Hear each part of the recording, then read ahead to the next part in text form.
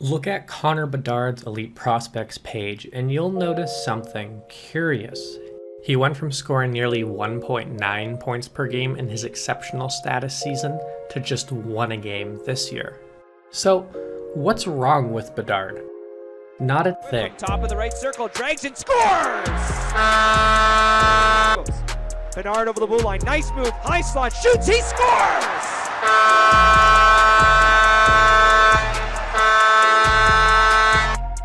Sent on the wing, now taken by Riker Evans. That's chipped in comes Bedard, Bedard shoots, scores! Bedard's generating scoring chances at an unprecedented rate. The horizontal axis shows expected goals per 60, basically scoring chances weighted by how likely they are to go in the net. The vertical axis shows expected primary assists per 60, which is expected goals but with the passer receiving credit. The chart covers 3 seasons of CHL hockey, many USHL teams, and the last World Juniors and Under 18s. In total, it features over 1,500 players with at least 7 games tracked. Here's Bedard last season. Both results are better than 85% of players in the database. He was just a 15-year-old in the WHL. Then here's his under 18s, where he tied McDavid for the most points by an under 16 player with a staggering 14. And that's with the highest expected goals per 60 I've ever tracked. Well, until this season. He's posting better results than big names like Alexis Lafreniere, Dylan Cousins, Trevor Zegras, Mason McTavish, and Quinton Byfield. They were in their 17 or 18-year-old seasons. Bedard's in his 16-year-old season. He's just been unlucky so far. Hang on to that, we'll come back to it. First, let's talk about how Bedard generates chances at this absurd rate. Bedard doesn't have just one defining skill, but I keep coming back to his pace of operation. He's certainly not a McDavid level skater and arguably not a Jack Hughes level skater from a purely mechanical standpoint, but he's an exceptionally dynamic skater, highlighted by his high crossover use and significant push-off from his inside leg. He usually gets the puck while moving because of his pre-touch roots, further enhancing his speed. Most players usually have a speed where they're uncomfortable. Bedard doesn't. He easily takes tricky passes while moving and dekes through defenders at full speed.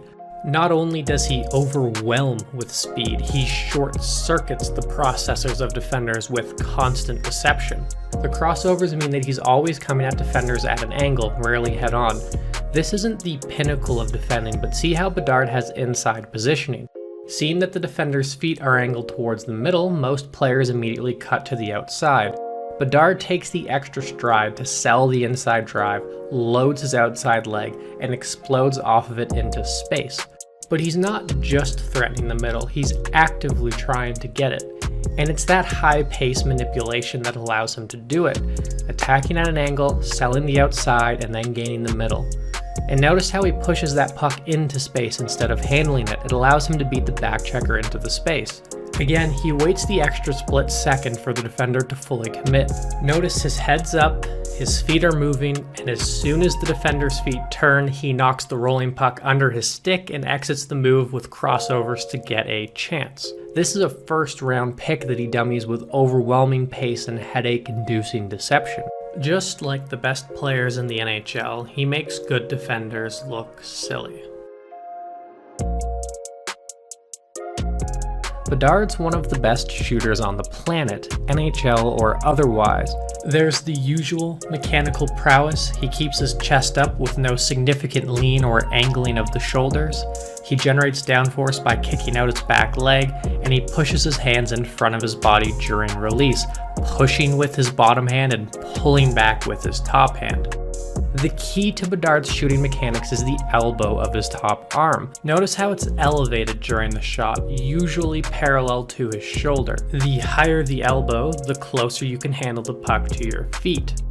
Doing that also narrows the profile of his body, allowing him to explode through his shot. And it houses the curl and drag wrister. More and more players are using it, but there's not a prospect who sets it up better than Bedard. The mechanics of the shot are the elbow, of course, and the weight transfer from the inside edges to the outside edge of the outside skate. A common mistake is trying to shoot between the feet of defenders. Bedard doesn't do that. Instead, he elongates the drag motion by angling that outside skate towards the middle, allowing him to get inside, beat a defender, and shoot just as he clears their feet in one smooth motion. He often shortens the motion to shoot on the same side of the defender, changing the angle without the risk of hitting shin guards. He'll reach out to bait a defender's stick and then quickly shoot around it. And notice the speed of this drag. The goaltender has a clean look, but doesn't react until the puck's already gone. This setup is unreal. Most players angle towards the goaltender upon getting this puck. Bedard tries to manipulate the defender's feet and then skates parallel to the boards. That forces the goalie to adjust to Bedard, not the other way around. As soon as he moves the square up, Bedard launches a missile far side. Shooting off the inside leg allows a player to mask the release inside strides or crossovers, often at the expense of power control and the angle-changing potential that comes with an outside leg wrister. The speed of his outside leg shot gives Bedard the benefits of both, hardly even entering a glide. This goal is just brilliant. Everyone returns their inside foot to the ice before shooting. Bedard just returns his toes, using them to push off to generate power while catching the goaltender by surprise. The route that he takes places the defender between the puck and the goaltender, and there's no overhandling or tells on where the shot's about to go. And we haven't even talked about his off-puck scoring instincts that feature rarely because he's so puck dominant at this level. He finishes his off-puck routes and give and goes to get the puck back in space, and he times his movements into the slot to get point-blank chances. Really, he's a goal-scoring force, and we haven't even talked about the playmaking. Speaking of, Bedard uses that same pace, deception, and inside-driven attacks to set up teammates. He plays a give-and-go game, showing exceptional awareness of options and owning the skill to execute 1- and 2-touch plays. He scans here, which sets up this little backhand pass. He'll outright beat defenders into passing lanes, as he does here. No needless saucer passes exist in his game, preferring to change the release point of the pass to ensure a shootable puck gets through instead. However, passing's where the few holes in Bedard's game start to appear. It's understandable given his shot, but the best play at the next level is a cross-slot pass here. He has the skill to connect. He gets the deflection here, but perhaps passing cross-slot to a teammate would have been the better look. In general, he plays a bit too fast. This nearly works, but it's better to attack the group slower, pass the puck wide, and skate for a return pass. He needs to cut towards the middle and pass cross ice here. Instead, he dumps it in. And he's occasionally too optimistic with some of his passing attempts too. But playing too fast isn't a regular or long-standing flaw in his game, and he's proven that he has the skills and the mindset to play a bit slower. This is a great example. Delays to let his teammates sprint to the net, and then he connects. He makes these little passes into space for his teammates to clean out too. Just as he does to beat defenders, he'll hang on to possession for an extra second to create a chance. He also recognizes that his pace creates space, sometimes exploitable with a quick drop pass, others by delaying and finding the trailer. The next level of playmaking ability is here too. He baits the defender, turns to get him on his back, and then escapes before setting up a teammate with a backhand pass. Notice how he sucks in all of the defenders. That's physicality, patience, skill with a gravitational pull. Here he plays off the threat of a shot, even winding up like he's going to use the curl and drag wrister to set up a teammate sprinting to the net. As he continues to improve, these plays that combine his shot threat, pace, and deception will feature more regularly. So why isn't Bedard scoring more? I don't have an answer beyond playing a bit too fast and abhorrent luck. It's probably mostly luck. Doing a little bit of math based on the chart from earlier in this video, if he converted his expected goals into actual goals, he'd have 19 at 5-on-5, which would top the WHL's leaderboard by 8. More traditional shooting percentage analysis has Bedard as the WHL's unluckiest high-volume shooter. The average shooting percentage for the WHL's top 50 goal scorers is 16%. Bedard's at just 9.